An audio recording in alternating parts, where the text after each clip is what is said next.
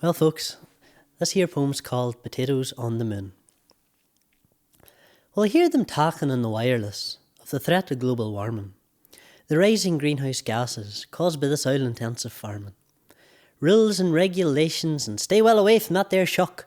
And I tell you, it's no secret, hey, the country's gone to frig. Well, they're trying to ban the herbicides, and young Greta Thunberg's all concerned. So I felt compelled to find a subtle way to try and save the world. So I tinned a bottle of potchine, and I put on me thinking cap. And once I drank the bottle, I guess I must have took a power nap. For I dreamt up crazy notions, but an answer I couldn't suss.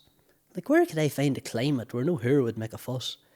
Well, I awoke and I gathered myself back up from the floor of the living room, and I felt drawn towards the window by the beam of a bright full moon. Well, next morning I walked to a lady's house, a veteran in her field, with a knowledge of potatoes that no book has yet revealed. And I was nervous, for always resting on the hope that she'd agree, as I told my plan to Mary, after she made me a drop of tea. At first she didn't believe me now, she must have thought I was trying to tease, till I says, "Look, see Mary, I'm deadly serious, hey, I need your expertise."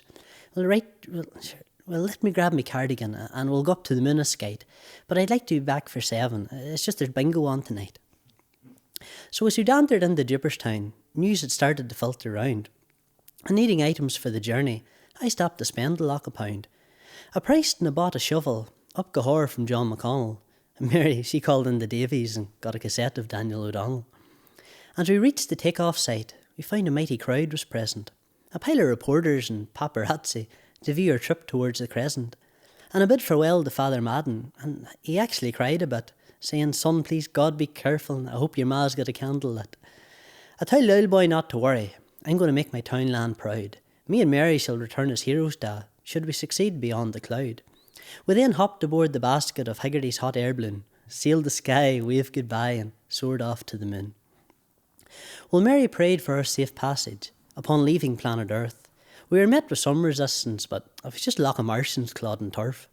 And the moon's surface was full of potholes and weaving deep ripples, although Mary pointed out it was ideal for pretty drills. So we landed on the lunar rock, hopped out and got straight to work, occasionally looking round for fear of any old aliens that could lurk. But we soon planted all the spuds, and just before we left the scene, I rammed the shovel into the ground and attached the flag of Ballinascreen. Upon re-entering the Earth's atmosphere, I had to dodge a meteorite, but the damn old thing veered for us, and sure didn't the balloon get tore to shite. I had sent a shiver down my spine, and ear turned white when I seen the hole. I roared at Mary, "Hold on tight," as we spiralled out of control. Upon racing towards the ground, Mary muttered the rosary, and to make matters worse, I was dying for a pee. But I closed my eyes and I braced for death and I waited for the crash, but next thing, thanks to God, I heard a great almighty splash.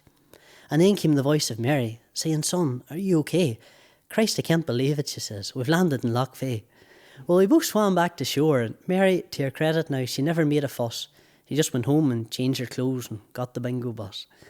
Well, NASA have since commended me for my pioneering expedition, although I've refused to celebrate formally until Mary gets recognition. Although my ma did print me off a certificate, I must actually get it laminated soon, that states that I'm the man from Liston Amok who planted pretties on the moon.